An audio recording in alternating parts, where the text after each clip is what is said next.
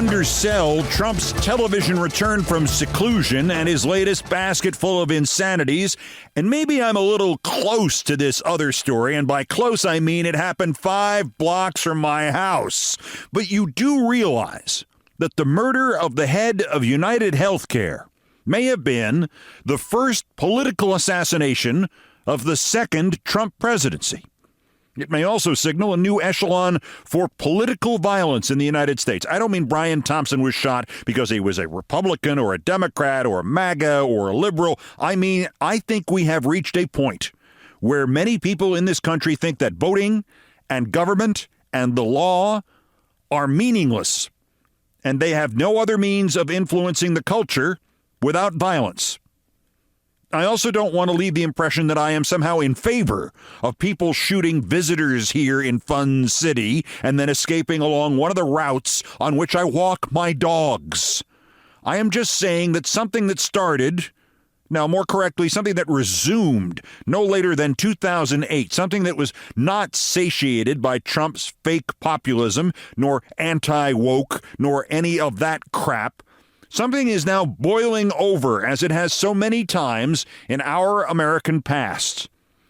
Caveat: we still don't know who shot him. Never mind why. This could be somebody else's husband for all we know. If so, then my point here is a little less relevant than I'm suggesting. But if you had to guess, you would say he was murdered by somebody who was not happy with something to do with insurance. And of course, you have to guess because New York's $11 billion paramilitarized police force needed 2 days to find the shooter's backpack where he stashed it, a 14-minute walk from the shooting, full of Monopoly money. And it took them 3 days to announce the manhunt was being extended to New Jersey and Connecticut, even though the guy went all the way uptown and was on a bus for New Jersey before they finished cleaning up the crime scene, and by now he could have closed on his own house in Uruguay. Monopoly money. Somebody heard that and said, he's just playing with the cops now. And I answered, no, these are New York cops. The cops are playing with themselves. 3 days to extend the search. Possibly because it took NYPD at least a day to figure out where in New York this Central Park place was. But back to my point. A historian named John Greenspan noted that in the half-century starting with Lincoln's assassination, we had 3 presidents killed by guns. We had another ex-president running to regain the office also shot. We had 1 impeachment and 2 elections won by the loser of the popular vote. Anarchism, often violent terrorism, exploded. And after that half-century ended, on September 16, 1920, a horse-drawn wagon parked across the street from the headquarters of J.P. Morgan on Wall Street. It blew up. It sent shards of shrapnel into the crowds, 30 killed immediately, 10 later, hundreds of injuries, never solved. Probably anarchists. When I was a kid, President Kennedy was assassinated by a man whose bio, if you read it one way, paints him as a pro-Russian leftist, and if you read it the other way, paints him as a virtual John Bircher. When I was 11, the radical Weather Underground staged a series of bombings. In the worst of them, they managed to blow up their own bomb-making house on West 11th Street, and they killed 3 of their own members. In 1968, an American assassinated Martin Luther King, and 4 years later, another tried to assassinate the racist George Wallace, after the shooter had given up trying to shoot Nixon. Lord knows if we will ever figure out why a Trump supporter shot at Trump last summer, but he did. But the point is, throughout our history, this country, we have sunk into stages in which political violence has had almost nothing directly to do with political parties or alignments. Just a sense that political action by anybody in any direction no longer sufficed. You got a grievance? You throw a bomb. The most startling thing is that anybody is startled by the general reaction to the killing of the insurance guy. I don't think anybody has done any polling on this, and I'm almost afraid to suggest it because I have a sinking feeling the number of those who approved of it, or didn't care, or had no opinion, that number would exceed those who condemned the killing. We have long since reached that point, I'm sure. Just to ratchet this up a little bit, all my embittered New Yorker sarcasm aside, it is now evident that one of the drawbacks to having 50 million conspiracy theories and how to shoot videos and assassination fantasies active online and in every entertainment venue from video games to YouTube to musicals, the disadvantage to that is that the mayhem makers are getting better at it and the authorities are getting worse. They could spend $50 billion a year on cops here every year, and you're not going to be able to protect every corporate fat cat that somebody hates. And as to the Secret Service, after the late 8 years of near disasters with Trump and Biden alike, I think we all know what the secret is. The secret is the Secret Service is not very good at this. Fasten your seatbelts. It's going to be a bumpy night.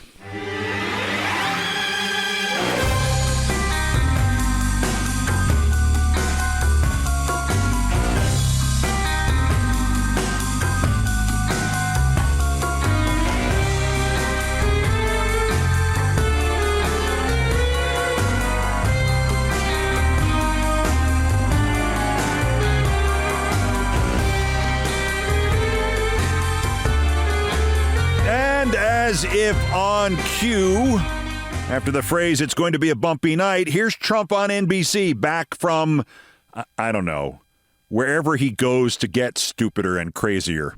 And Cheney was behind it. Well, and so was Benny Thompson and everybody on that committee. For what they did, honestly, they should go to jail. So you think Liz Cheney should go to jail? For what they did. Everyone on the committee, you think? I think everybody anybody that voted in favor. Are you going to direct your FBI director and your attorney general to send them to jail? No, not at all. I think that they'll have to look at that. Okay, you heard that, right? Nothing new, but he wants Cheney and Benny Thompson and everybody else on the January 6th House Committee in jail. He said that. But he's not going to make it happen. His attorney general, whose price is apparently $25K, that would all be her call. Sure. You heard it, right? You heard him say that. This is how the now fully compromised New York Times first reported that threat by Trump, that standard Trump candy-assed, I'm not jailing them, but they should be jailed threat by proxy. This is how the New York Times lied about what Trump said on NBC. Where things stand, President-elect Donald J. Trump said in an interview with NBC's Meet the Press that aired on Sunday that he would not direct his administration to seek retribution against his political enemies, though he made clear he would like to see them punished. There continue to be a few scattered reporters alive and well and doing great work within the New York Times, but as an institution, I now have to double-check everything I read in the New York Times. It is sliding inexorably down towards being on a par with the Epoch Times, or worse still, the Los Angeles Times. In the same interview, Kristen Welker actually pushed back on some stuff. She asked Trump if he'd now try to unify the country by admitting he lost in 2020, and he said, "Why would I do that?" And she said, "Because you lost." And he said, "That's your opinion." So you know where this world is headed, and where it's headed is towards President Nathan Thurm.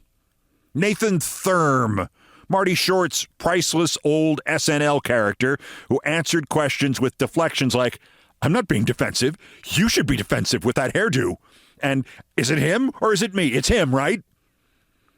Now, eventually doing nothing but equivocating and waffling and plausibly denying, saying nothing but stuff you can deny later or insist you got it right, depending on how it actually turns out. Keep doing that, and eventually you will trip yourself up. And Trump did it. He again insisted he can overrule birthright citizenship by executive order, and again said he will deport undocumented immigrants, and then, and almost nobody noticed this, he undercut all of that by actually suggesting Canada and Mexico should become states. No, in our country. the United States of America, co-starring Mexico and Canada. We're subsidizing Canada to the tune of over $100 billion a year. We're subsidizing Mexico for almost $300 billion. We shouldn't be subsidizing. Why are we subsidizing these countries? If we're going to subsidize them, let them become a state. The 51st and 52nd states, and maybe 53rd or 50th, I don't know. Mexico as a state. Mr. Numbnut Psycho President, if Mexico is a state in the United States, you know, where you are right now, the people living there in Mexico become citizens of the United States.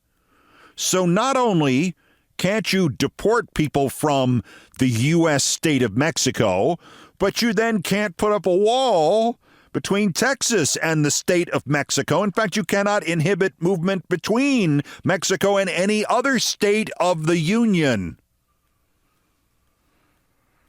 I hope somebody has told MAGA about Trump's new Mexico solution. Make it a state. That would mean there'd be 2 senators from Mexico. And let's calculate this together. New York, 20 million people, 26 congressmen and women. Mexico, 130 million people. And the rate is 13 congressmen per 10 million residents. That'd be Mexico gets 169 congressional seats. Headline, Trump proposes giving Mexico 169 seats in the U.S. House of Representatives. And we haven't even talked about those 53 Canadian congressmen.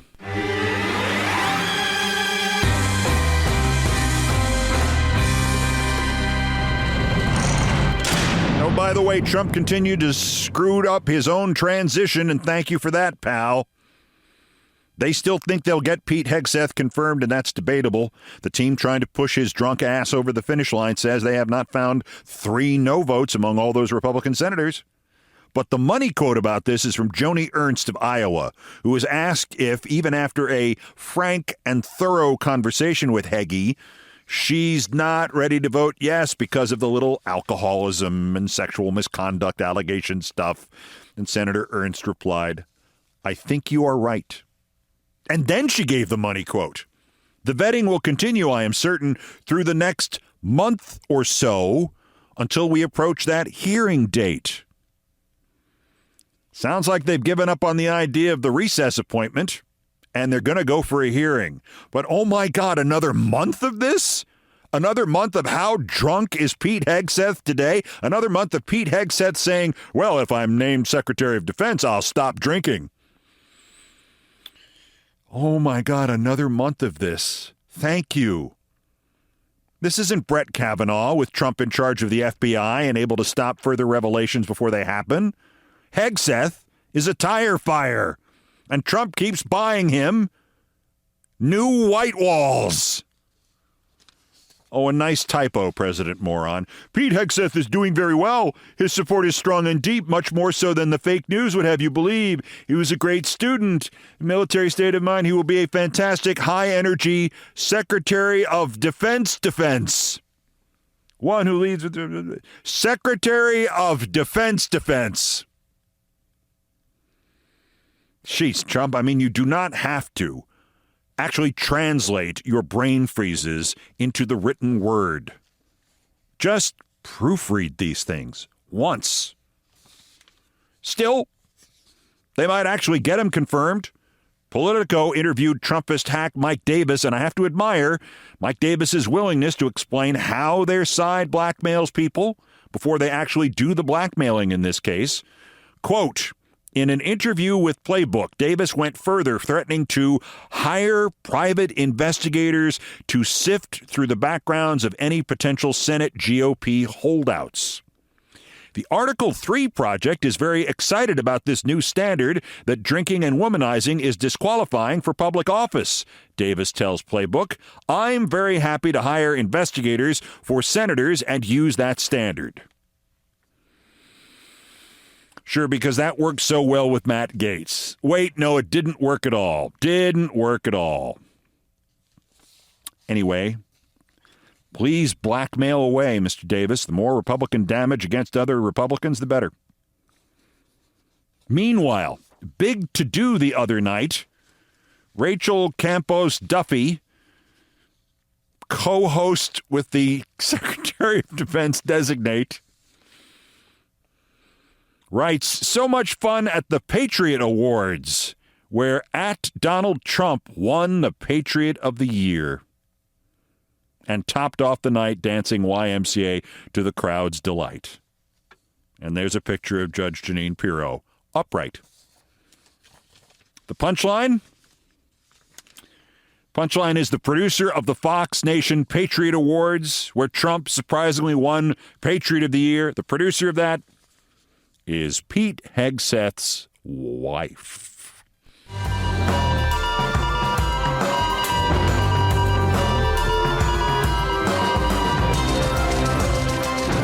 Breaking news for both Trump and Tulsi Gabbard. Assad overthrown in Syria after an uprising that lasted just a little longer than New York City bike insurance assassin was at large. Now granted asylum in Moscow by Putin, so if you want to plan ahead, Trump and Gabbard. Remember Gabbard on this topic? August 11th, 2016, when it was still Twitter? It's time to end the illegal, counterproductive war to overthrow the Syrian government of Assad. Vote Tulsi. 8/11/16. Meanwhile, back on the Hill, off-the-record quote from the insider website, The Hill, about Tulsi Gabbard, from what The Hill identifies as a Senate Republican aide. The quote from the Senate Republican aide in The Hill, quote, behind closed doors, people think she might be compromised. Like it's not hyperbole. There are members of our conference who think she's a Russian asset, unquote. The Hill. Anonymous quote about Tulsi Gabbard. I mean, about 100 former senior U.S. diplomats and intel and NatSet folk have urged the Senate that if Gabbard lasts to a Senate hearing on her nomination to be DNI, that the hearings be closed door. Their plea includes the assertion that her past actions, quote, call into question her ability to deliver unbiased intelligence briefings to the president, Congress, and to the entire national security apparatus. Before Assad fell, John Bolton said if he did, Syrian government files on some Americans in the hands of the rebels could prove interesting. You bet. And lastly, there is what must be described as nothing less than right-wing panic about Biden preemptive pardons. Biden preemptive pardons. It is as if to them there was no previous understanding that anybody besides Trump could do what Trump has done. The idea that Mark Milley and Christopher Wray, Fauci, and everybody else might get whatever you did or didn't do pardons is astonishing to them. The main questions on the right seem to be, well, we can just overrule it, right? And that can't be legal. But it's an admission of guilt. While they cheer on Trump's plan to pardon the January 6th domestic terrorists and don't worry about that admission of guilt. And I repeat what I have said before. I want 10 million pardons. Ford and Nixon started this. Trump escalated it. Republicans built it. This is the America you fascists wanted. This is the America you get. Hell, I'm going to increase my demands. Not only should President Biden preemptively pardon every elected Democrat of the last 20 years and every Trump critic and every media person, even Chris Cillizza, but I think the president should now preemptively pardon every immigrant living in this country, documented or not, no matter what. You don't like that idea, MAGA? You broke it. You bought it. Also of interest here in an all-new edition of Countdown, and forgive me if I stumbled over a few words here and again, the eye is still bothering me. Well, still to come. Everybody gets a pardon, except Joe Scarborough and Mika Brzezinski, who are back on the worst persons list because they're worms. And I've even got a brand new Things I Promised Not to Tell, where getting to meet one of my favorite reporters turns into not meeting one of the greatest film directors of all time who was sitting behind me. And the reporter didn't tell me until after the director had left. Jesus H. Christ. Seriously? That's next. This is Countdown. This is Countdown with Keith Olbermann.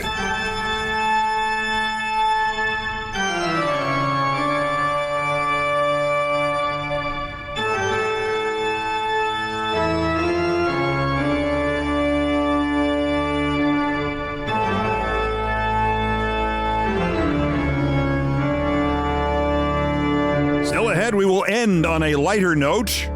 How my lunch with one of the best legal reporters in the country ended with him asking me if I'd noticed that the guy sitting behind me was America's greatest filmmaker who I always wanted to meet but still have not, because I did not notice this.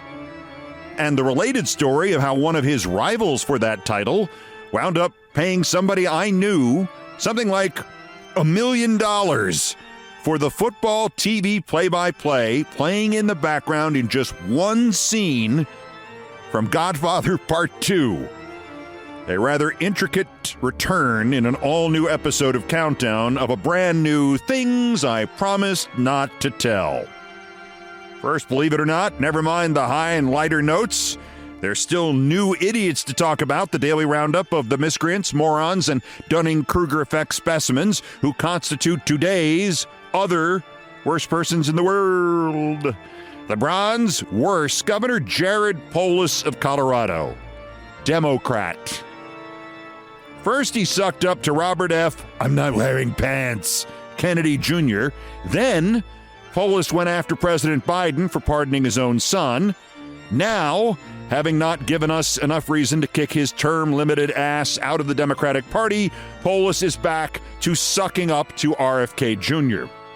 I truly believe that RFK is not beholden to Big Pharma. I think he's an independent voice, and I think he's somebody who means what he says when he cares about reducing chronic disease through better nutrition. I might add, Governor Polis, that there will be less chronic disease if more people die in childhood, because what Kennedy is doing will kill kids. And you're helping. By the way, Governor Polis is a libertarian. Libertarian means you are free. Free from intelligence. The runner-up worser, one-time Trump favorite and Florida MAGA star and would-be congressperson Laura. No, my face has always looked like this. I haven't had any work done recently. What do you mean I went to the college where they train them? Loomer. She's, how do I put this? She's not smart. Breaking, she posted on Twitter X, for those of you who don't go there anymore. Anti-Trump Democrat Congressman Representative Adam Schiff, who is the top client of Judge Merchan's daughter, just resigned from Congress so he can get an early start on running for the U.S. Senate in California. Here's his resignation letter, effective December 8th. He's going to try to help the Democrats reclaim the Senate so they can impeach President Trump and help the Senate Dems obstruct President blah, blah, blah, blah, blah, blah, blah. Laura Loomer, who believes she is a force in politics, does not know, B, that the Senate does not impeach. The House, which she ran for, impeaches. But more importantly, A, she has no idea that Adam Schiff resigned from Congress so he can assume his seat in the Senate because he was already elected senator from California in November. It was in all the papers, Laura. This, of course, presumes you can read. I'd like to introduce Laura Loomer to Governor Polis. I have a sense they'd have a lot to talk about. But our winners, speaking of which, Jeff Bezos and Joe Scarborough and Mika Brzezinski Scarborough doubling down on collaborating with the incoming fascist regime. At a New York Times breakfast for billionaires or whatever it was, or short billionaires, whatever it was. Andrew Ross Sorkin interviewed Bezos, as it was put in Oliver Darcy's newsletter, Asked by Sorkin about Trump's menacing rhetoric towards the news media, Bezos only replied that he would, quote, try to talk him out of that idea, that the press is the enemy. Earlier, Bezos said he was very proud of the decision that the Washington Post declined to make an endorsement in the high-stakes 2024 race. Yes, I'm very proud that the paper I own and everybody there is my employee, and I would have fired them if they didn't do what I told them to do, did what I told them to do. What a little weasel this Amazon bastard turns out to be. Going back to Oliver Darcy, Bezos rejected the notion that his decision to block his editorial board's planned endorsement of Kamala Harris created more distrust, saying he doesn't follow that logic. He claimed it was far from cowardly because we knew there would be blowback in the form of 250,000 subscription cancellations. Let's try that at Amazon Prime. As to Scarborough and Mrs. Scarborough, whose great contribution to that program is to go,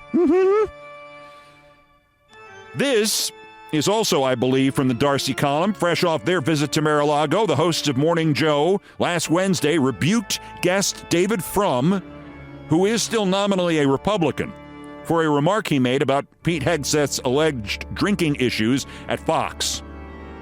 There was an NBC report, you will recall, that Hegseth would show up to work with alcohol on his breath, work at Fox.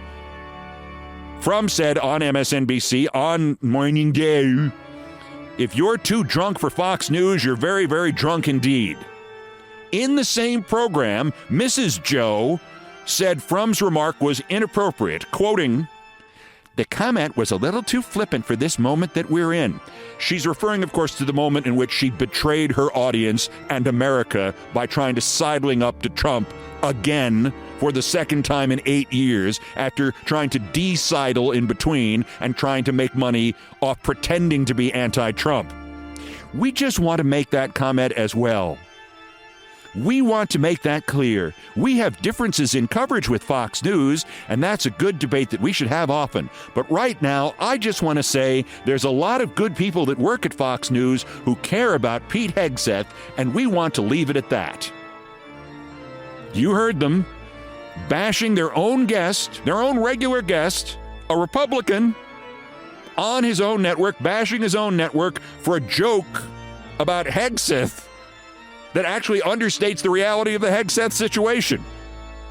And moreover, the comments about Fox News, a sympathetic statement about Fox News, Brzezinski and Scarborough are also collaborating with Fox News. This gives rise to the thought that has been sometimes right front of mind at MSNBC and elsewhere, dating back to at least 2002, that Joey Scars was really just auditioning for a job at Fox. I mean, track his career.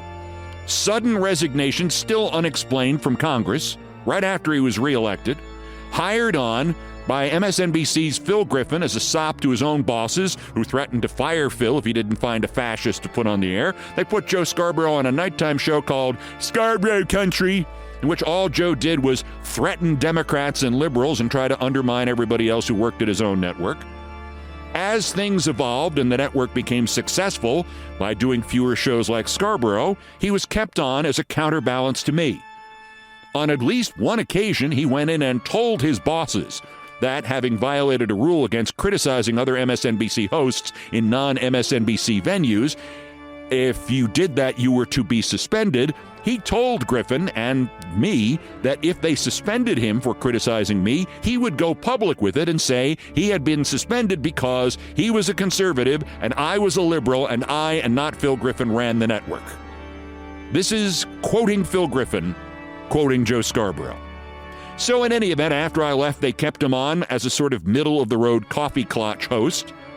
Then he became, in 2015 and 16, an unofficial advisor to Donald Trump, and a frequent host of Donald Trump, and a sane washer before the term existed of Donald Trump. Then, when Trump did not pick him to be vice president or offer him a job in his cabinet, he became anti-Trump and called him Hitler. I think he was probably still in the top 100 people in media to call him Hitler. Lower than me, but he still did it. And then, of course, he has now become a turncoat who actually traveled secretly to Mar-a-Lago to beg for Trump's forgiveness. and an interview. He then doubled down by having his useless wife apologize to Fox and criticizing the host's favorite guest, David Frum, the network's favorite sort of Republican guest, David Frum, for making a really good joke about how if you're too drunk for Fox, you're really, really drunk. It was a good joke, and I applaud David Frum for it.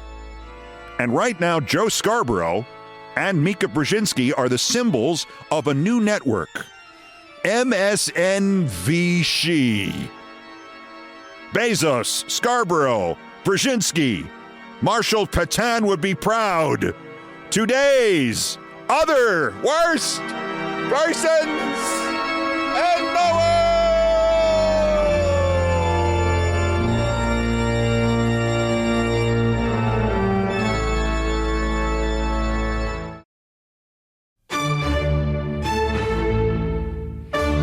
Finally, on the theory that we should close with something optimistic, because God knows there isn't very much optimistic going on at the moment despite the holiday season, in Things I Promised Not to Tell, which is a total misnomer because I didn't promise anybody I wouldn't tell this, I had the pleasure on Thursday of having lunch with Elie Mystal, who I have mentioned before, quoted many times about his extraordinarily good coverage of the Supreme Court. And I don't think it's a secret since he posted about it in social media and I posted about it, and I left this lunch thinking, why does this man not have his own TV news show? I don't know if that's a compliment or a curse. In any event, we talked about the news and the dire situations we all face right now, but we also talked about our lives and histories, and I got talking about Los Angeles and having worked there and having known somebody who worked for Coppola on the Godfather films. And then at the end of this lunch, he says to me, "Did you notice who was sitting behind you in the adjoining booth?"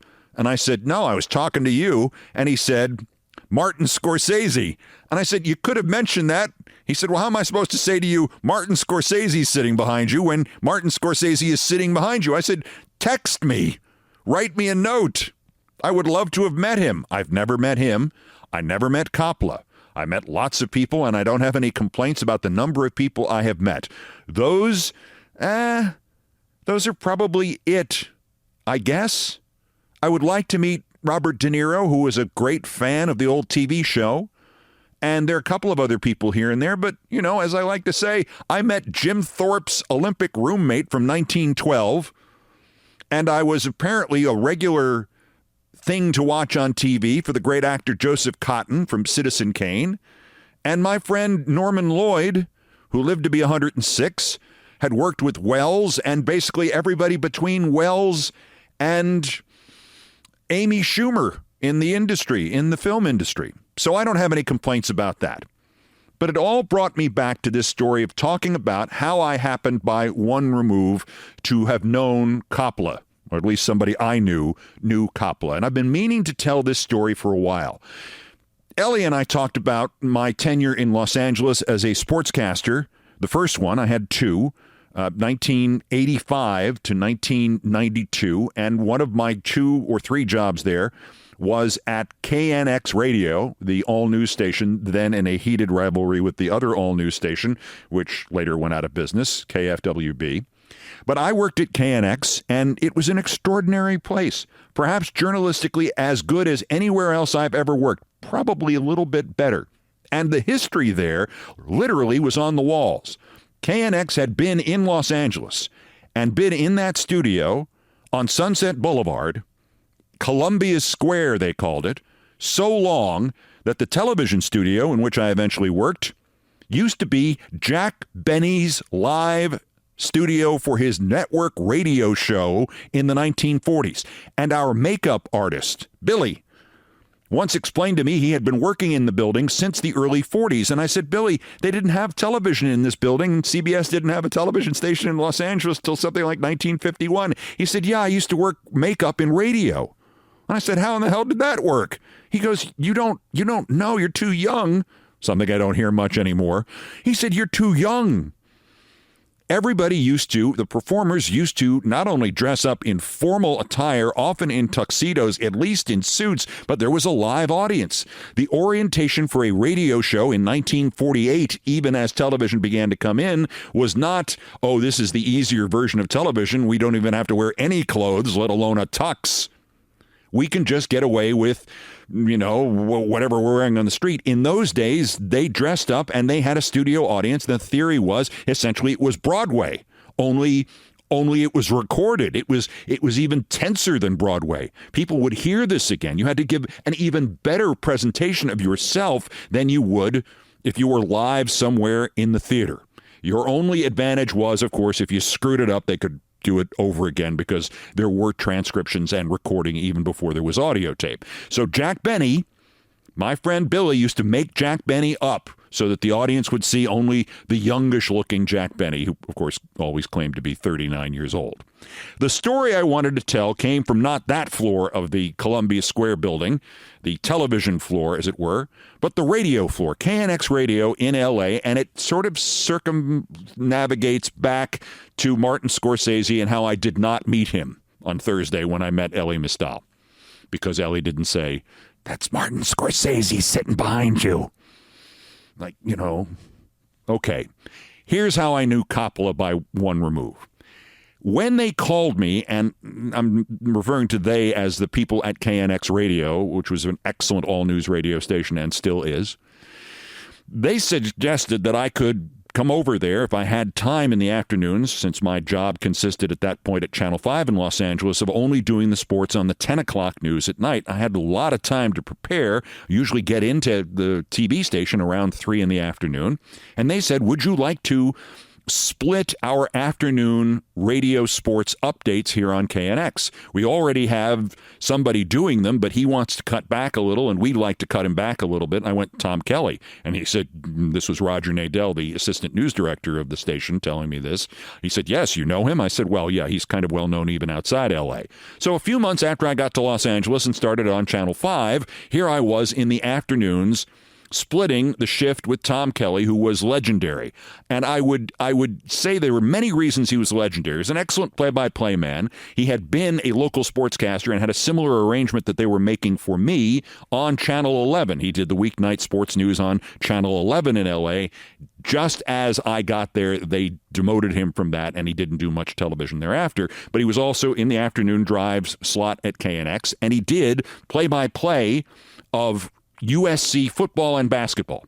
Chick Hearn, the legendary voice of the Los Angeles Lakers, actually was in L.A. before the Lakers moved to L.A. and did all the USC games, basketball, and I think for many years football, and he later did other sports. He did soccer play-by-play on television, if you can imagine such a thing, and he did a bowling for dollars kind of show. He did lots of things before the Lakers, even though he's remembered only for the Lakers. When the Lakers came to town, they wanted their guy, and it was Chick Hearn, and they hired him away essentially from USC, and Tom Kelly got the job and became synonymous with USC sports on KNX, on television, for probably 20 years, to the point where he told me, and my impression of Tom Kelly, I can't really give it the full value. There are some who are born loud, some who achieve loudness, some have loudness thrust upon them. I'm way louder as a broadcaster than I was the day I started in 1975. And then there are those who are all three. Tom Kelly had a voice on him like you weren't actually hearing him over your radio. He was simply seeping through your walls. This was a problem in a newsroom where, as we were ahead of the curve there at KNX, we had already adopted computers, and they'd had them before I got there, but they were in full use by 1985. I don't think there was a typewriter left in the place. Downstairs, the television station used typewriters well into 1989. In any event, so that you'd be sitting there, it was a fairly quiet environment, and the phone would ring, and you'd hear this. Kelly speaking! And Tom would conduct a conversation like that, only not as forced sounding, but with that kind of volume. And I did move my mouth away from the mic so you didn't hear that in full flower. But Tom Kelly was really loud, like this, like a PA system at a local metropolitan railroad station near you. Only louder. So we used to joke about how, Tom, it probably save you a little strain on your voice if you used the microphone instead.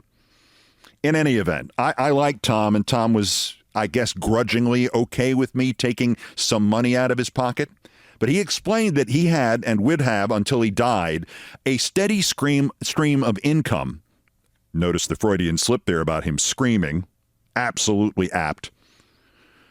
Tom said he'd have this steady stream of income until the day he died, because one day after the success of Godfather, the movie, produced by Francis Ford Coppola, he got a call directly from Francis Ford Coppola saying that he was a big USC fan and he used to listen to KNX in the afternoons, and the people who used to listen to KNX, that's how I met Vin Scully. He was a regular listener of mine before I had the courage to screw up the whatever it was that I required before I introduced myself to Vin Scully. And he said, I listen to you every afternoon. I thought I'd done something to offend you. We had extraordinary audiences. And of course, as I said, the station had been on the air in various guises as a talk station, as a comedy station, as a rock and roll station since the 30s, and as the home for Jack Benny. So it had a cachet in Los Angeles that was just tremendous. Los Angeles was an underrated broadcasting town with people who had been on the air in television, as I always tell the story of my late friend Stan Chambers, that he was there the day KTLA Channel 5 signed on in 1947, went through every job in the place, including news director, and eventually, before he retired, he was working alongside his own grandson, who is still a reporter and an excellent one in this business, based in San Diego, Jamie. Stan was there at KTLA for like 144 years, and he was going out on stories at 10 o'clock at night every night the week he retired.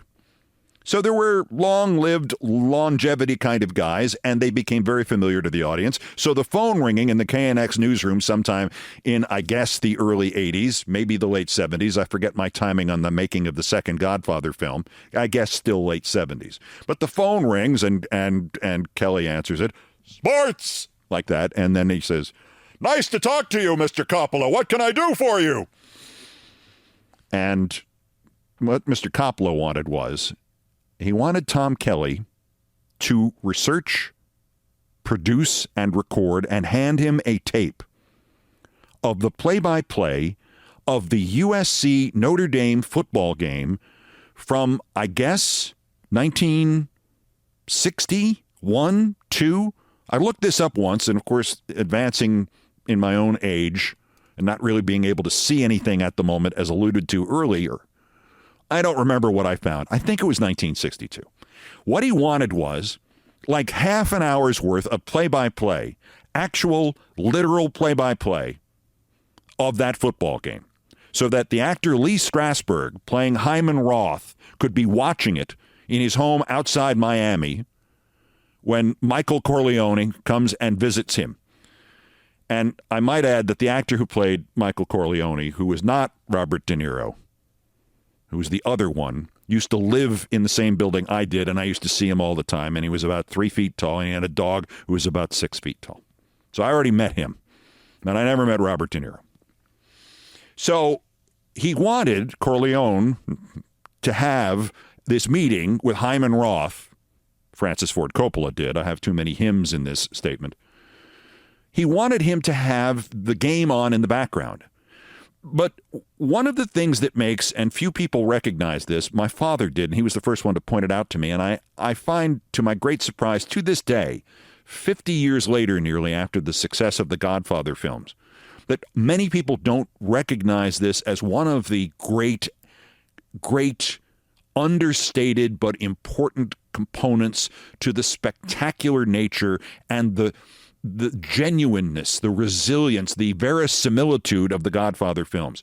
Coppola thought that the more background details that he got that were historically accurate to the day he was pretending to take you to, whether you knew anything about the historical record of that date or not, the more that he got exactly right, the better the film would be. My father pointed this out to me not long after he bought the first VCR I had ever seen. This is in 1977. It cost $2,000 a piece, and the blank tapes were $20. Bootleg versions of popular films were $100. Real versions of videos of films were $200. The Godfather was $200. Porn was $200. Bad movies were $200. Needless to say, they didn't sell a lot of movies. But my dad got a bootleg version of The Godfather Part 2. And he called me in one day as he was watching it, out in our living room. I guess I was home from Cornell. It was the winter break. I remember it being very cold. And my dad had frozen it, had paused the video of Godfather Part 2, in which De Niro is standing there on the street in New York in 1904, whenever it is, 1906, just before he kills the mafia leader and begins his ascent to running the families of New York. And my dad says, you got to see this. I spent time in the public library here in Hastings the other day to check this out. I had a feeling this was true, and it's true. Do you see the window of the grocery store behind him in this tight shot? What do you see in the window? I said, it looks like a poster for a fight, an advertisement for a boxing match at Madison Square Garden. Not an uncommon sight in 1904 or in my own youth or in years thereafter here in New York. And there it was. Kid somebody versus somebody junior. All the boxers of the days were either John L. Sullivan Jr. or Kid John L. Sullivan. That was the joke. It was, Kid Sullivan versus Sullivan Jr. for the championship of the Sullivan division. Referee John M. Sullivan. In any event, my dad said, I went and looked this up. That fight actually happened on that date at Madison Square Garden. That is the kind of detail this man brings to these films. That's why they're so good, because you may never notice that you are actually seeing sort of time travel here. But the story seems legit because the background to it is legit. He said, I don't know if that helps you in what you're doing in your career, but maybe you should think about that. And I said, I will. And I still am. So this was why Francis Ford Coppola called my colleague Tom Kelly one day at KNX and said, would you do this for me? I want you to research it. I know there's no videotape of the game. I know there's no copy unless you have one, audio tape of the game. But I will give you $50,000 to go and research, however you can research it in the newspapers, at the USC Sports Information Office, however you could research it. I want you to go and research it and produce for me a reel-to-reel tape with half an hour of this game, as you would have called it. And Kelly goes, I can do that. Not a problem. Excuse me. I can do that. Not a problem. He said, but I don't need the cash. Is there any way you could give me, 1/1,000,000th of a point of the film or something, joking like that? And Coppola says, frankly, this job is worth more like $100,000, but I don't have it. Not for something like this. They won't let me spend the money. If you can clear this, where I wind up paying you $500 in cash, and it shows on the books that I paid you $500 in cash, I will give you 0.0000001% of the profits of this film. A microscopic number estimated to be worth maybe long-term $100,000. Godfather Part 2. And Kelly, who had been in Los Angeles long enough and had done enough part-time gigs in television and full-time gigs in television and cameos in movies and TV series to know exactly how much 0.00001% of the profits of a film or TV series might be and what it would be at minimum, said, okay, when do you need it? Kelly said he took a couple of days off, went into the library of the Sports Information Office and the athletic department at USC, where he obviously had entree as the play-by-play man for both football and basketball, and he wrote down every detail he could and went into a studio and recorded it. He may have even recorded it at KNX, and everybody just said, what is Kelly doing in there? Well, listen carefully. We can hear him coming through the soundproof windows. as you can hear him at home doing this, whatever he's doing.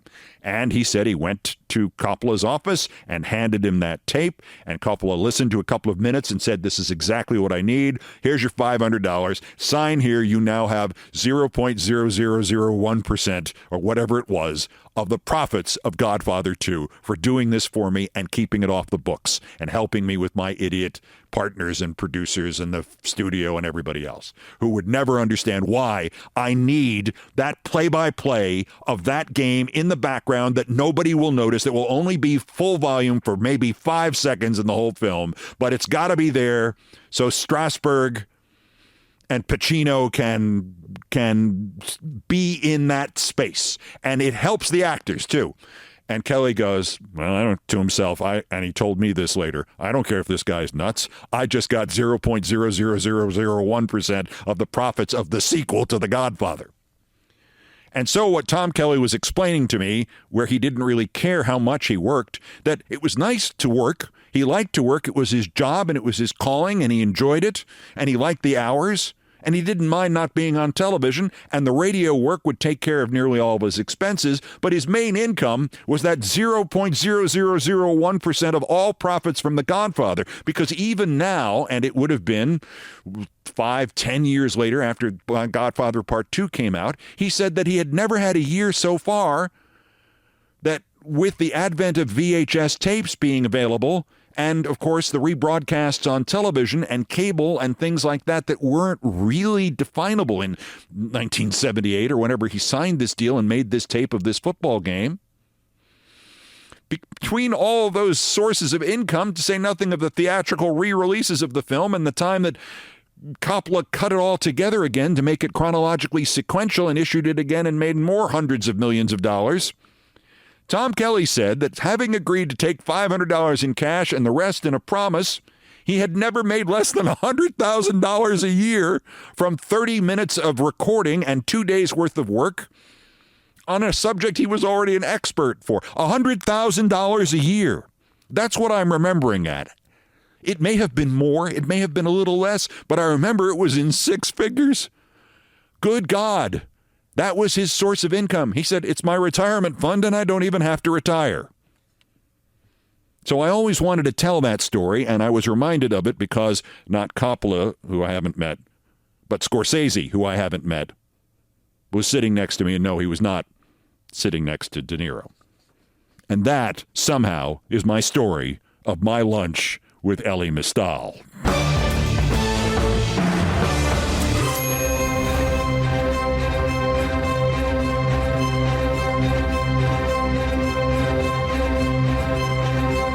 Just wanted to cheer things up a little bit, given the fact that it's my neighborhood in which the guy got shot, signaling the start of a new era of the key word in American politics being duck.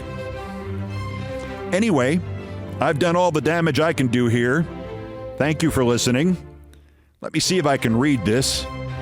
I'm now reminded of a Genesis video, Land of Illusion, maybe, which they have puppets, British puppets, and there's a British puppet of Bob Hope, and he's reading his catchphrase, I gotta tell you, off cue cards, only his vision is so bad that every cue card has one word on it and one word only. I feel like I need that for these scripts. I'm reading off a piece of paper that's got like 264-point type.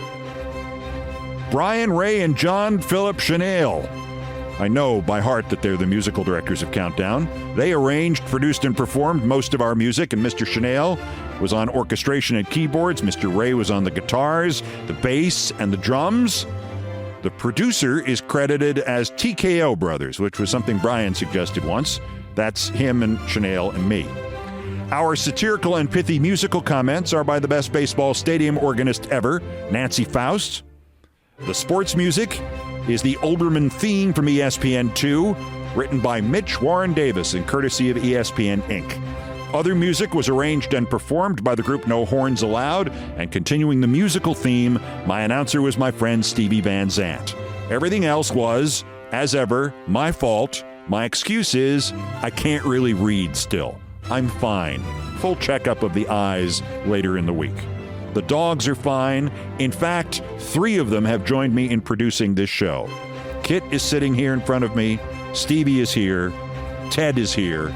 Rose is outside because she's a contrarian. In fact, I think she's watching Godfather Part 2 at the moment. This part about the football game is really good. $100,000 a year. Forever. It's probably more now. Anyway.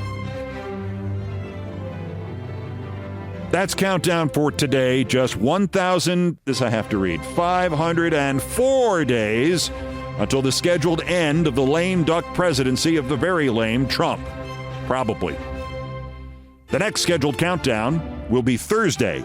As always, bulletins as the news warrants and my eyeballs permit.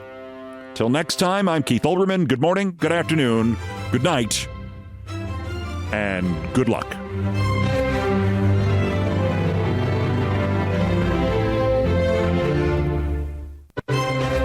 I did want to add something here if you're still listening. This is how well-trained and knowledgeable and smart my dogs are. The moment I said good luck just there, Stevie, who had been reclining gracefully in front of me, stood up like, oh, good, are we going to eat now? Because good luck means he's finished. These are smart dogs.